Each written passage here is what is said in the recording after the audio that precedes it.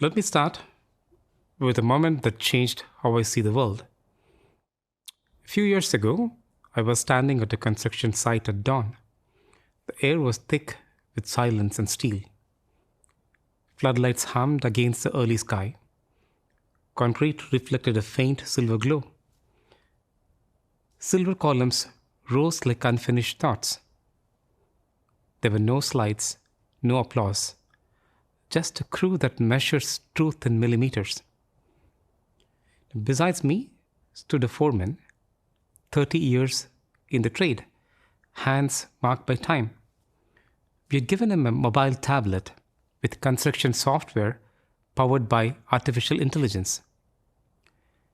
He studied the screen, he studied the building, then he looked at me. He said quietly, "This thing knows this site much better than I do today. But it doesn't know why this building matters." That sentence has never left me. The emotional and human quotient of it all. Because in that moment, I realized something profound. We have taught AI and the machines to think. We have taught them to see. We have taught them to predict. Now we are teaching them to act in the physical world. And when intelligence begins to transcend the physical world, the question is no longer about capability. It is about consequence.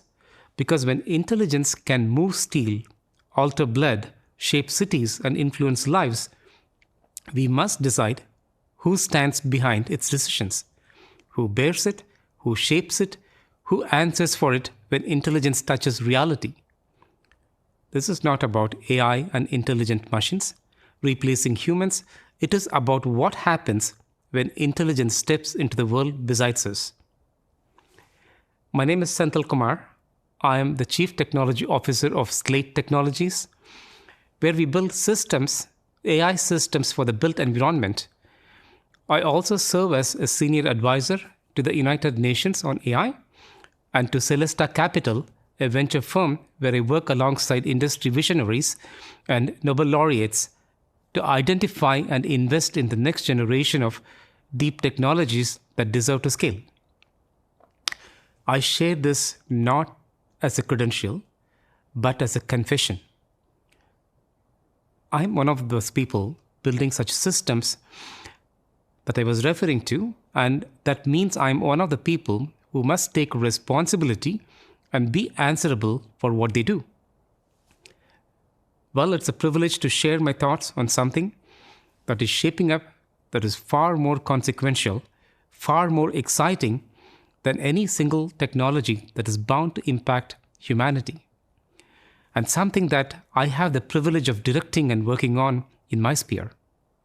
Physical AI, the physicality of AI, and how this leads us into an age of AI and human reinvention. It's not just a fancy new term. It's a monumental leap in technology, and it is shaping the world we now inhabit. And it is time for us to adapt to it, embrace it, and be prepared for it. Well, every few centuries, humanity crosses a threshold so significant that the rules of progress must be rewritten. The printing press gave ideas permanence. Electricity gave us industrial scale. Computing gave us abstraction. And today, AI and the core of intelligence is becoming physical and shall live amongst us. For centuries, human progress was defined by the tools we built. Today, it is defined by the intelligence we are bringing to life. AI began as software. It learned to calculate, to predict, to converse. We were excited with the arrival of generative pre-trained transformer-based language models and more. Now, it is crossing a far more consequential threshold. Intelligence is leaving the screen and entering the physical world. It is learning to see, to sense, to move, to decide, and to act alongside us. Alan Turing once asked a deceptively simple question: can machines think? That question shaped a century of science. Today, a far more consequential question stands before us. Can intelligence participate in the physical world alongside humanity? The answer is no longer theoretical. It is unfolding around us, in factories, in cities, in medicine, in hospital, and in the infrastructure that sustains modern life. We are living through the moment when software stopped being an assistant and became a participant in shaping civilization. The next generation of economic transformation is not merely digital, it is physical. Machines that collaborate and cohabitate with humans, not as tools, but as partners. This is not merely a new technology. This is not incremental. It is structural. It is a phenomenal civilizational shift, and we better be prepared for it. For the first time in history, intelligence is no longer confined to human cognition. It's becoming ambient. It's becoming operational. It's becoming embodied in the physical world. And that changes everything. Ladies and gentlemen, this is the age of AI and human reinvention. It is a bridge between intelligence and civilization, and how we choose to cross that bridge will define the upcoming century. This is not aspirational. This transformation is already underway. In hospitals, robotic systems adjust in real time during surgery. Prosthetics that learn a patient's gait and adapt to intention. Diagnosis begins to merge with intervention. In manufacturing, factories operate in darkness with the ability for intelligent systems to self-detect microscopic defects before they occur. Production lines recalibrate without pause and without human intervention. In construction, smart systems can design physical artifacts based on human intent. They identify risk before steel is cut, they prevent delays before concrete is poured, and they can even help cut steel and pour concrete. Buildings are becoming self-learning systems. Infrastructure is becoming adaptive. We are moving from a reactive civilization to an anticipatory civilization. What we are witnessing is not simply smarter AI models. It's a fundamental paradigm shift in where intelligence lives. For decades, AI existed in abstraction. It analyzed spreadsheets. It optimized models. It generated text. And we were excited. In the New World Order, it brings that intelligence into time, space, and consequence, and into the real physical world. It senses and sees through sensors. It understands through models. It decides through reasoning. And more importantly, it acts through machines, robotics, systems, and infrastructure. And humanity shall adapt and thrive under this new world order. Now, when intelligence stops being informational and becomes operational, it also has to become accountable. It must operate in the real world with real constraints, real risk, and real responsibility. That is why this moment matters to all of us. It is a civilization-defining moment. Why this is so significant is that it touches and changes everything that we know today. The scale of shift is going to be phenomenal. If you think about it, every major productivity revolution followed a similar trajectory. Now, this is not about replacing human labor. That narrative is too small and too fearful. Every major leap in progress has changed what humans can do. Not whether humans matter. The plow did not end farming. The steam engine did not end our work. Computers did not end thinking. The physicality of AI does something that is far more important. It moves humans up the value chain of civilization. Now, when machines execute, humans design. When systems predict, humans govern. When intelligence operates at scale, humans provide judgment, ethics, and intent. The future does not belong to those who build faster machines. It belongs to those who define the purpose those machines serve. In fact, it will be the new operating system of industry, and we bear witness to it in our lifetime. We will see physical AI at its best when complexity is highest. Factories that see defects before they occur. warehouses that organize or reorganize themselves in real time, precision medicine through micro-robotics that understand each human body constitution, construction sites that understand risk before it becomes failure, energy systems that balance demand, cost, and climate impact simultaneously. But the transformation does not stop at the factory floor. Offices become command centers for intelligence. Planning is no longer forecasting. It becomes a continuous simulation. Management becomes orchestration. The executive of the future is not a controller of people. They are a steward of intelligent systems that live amongst us. This will be massive because physical AI attacks the largest cost in the global economy.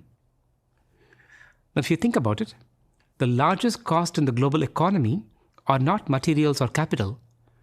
They are inefficiency, uncertainty, delay, and waste. Labor inefficiency, energy waste, defect losses, project overruns, supply chain failures, infrastructure decay, climate impact. Now, every one of this is a $1 trillion, £1 trillion, £1 trillion rupee problem. When humans and machines cohabitate in this new paradigm, it can help address these. It turns uncertainty into predictability. It turns complexity into coordination. It turns data into action and action into outcomes and intelligence into growth. That's why every major economy has to be interested in this. That is why this decade will redraw competitive advantage across the world. This is not about AI replacing people. It's about elevating human contribution. When machines handle execution, humans move to design, strategy, creativity, governance, stewardship. It forces us to confront not what machines can do, but what humans must do better. The most profound impact will be in how we build civilization itself. Of cities that anticipate congestion instead of reacting to it, hospitals that intervene before illness becomes crisis, infrastructure that learns from stress rather than collapsing under it, supply chains that adapt instead of breaking. And yet, this raises the most important question of all. If intelligence can act, decide, learn in the physical world, what remains uniquely human? The answer is not more computation. It is not speed. It is not scale. It is judgment. It is the ability to choose purpose over optimization, wisdom over efficiency, responsibility over convenience. Now, every transformative technology carries a moral obligation. The printing press reshaped truth. Electricity reshaped labor. Computing reshaped power. Human and machine collaboration through physical AI will reshape agency. Who decides, who governs, who is accountable when intelligence is at scale?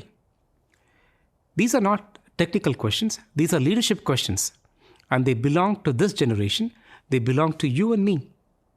Now, we are not merely watching intelligence take form from the sidelines. We are being asked to decide what kind of world it will help us build. This is not the rise of machines. It is the moment humanity learns to govern the intelligence it has brought into the world.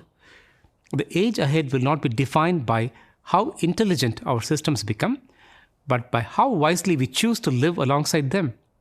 We are not witnessing the rise of yet another technology. We are witnessing the birth of a new layer of civilization, a cognitive layer, woven into the physical world. Invisible yet powerful, distributed yet consequential. How we encode values into that layer will determine the character of the century ahead. Now, physical AI scales perception, it scales reasoning, it scales action. However, only humans scale judgment. Only humans define what is worth optimizing. Only humans decide what is sacred. Executives must design governance, not just deployment. Researchers must embed ethics alongside code. Policymakers must regulate outcomes, not innovation itself. Now let us return one last time to that construction site at dawn. Steel against the sky, concrete still breathing from the night, a foreman holding a device that could see farther than he could, and yet it could not see why. Machines can calculate what we cannot. They can perceive what we miss. They can act faster than we ever could.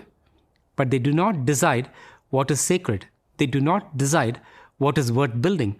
They do not decide what kind of a world should stand when the dust settles. For centuries, we built tools. Now we are building intelligence. And intelligence is not merely software. It is participation. It joins us in shaping consequence. And when intelligence joins us in shaping consequence, we do not lose relevance. We inherit a greater burden. The burden of direction, the burden of restraint, the burden of meaning. The age ahead will not be defined by how intelligent our systems become. It will be defined by how wisely we choose to live alongside them. One day, history will look back at this generation, not at our code, not at our patents, not at our valuations. It will look at the world intelligence built under our watch, and it will ask, were they worthy of the power they unleashed? Did they remember that speed is not wisdom, scale is not justice, and intelligence is not virtue? Well, the machines are learning, the systems are scaling, intelligence is entering the world.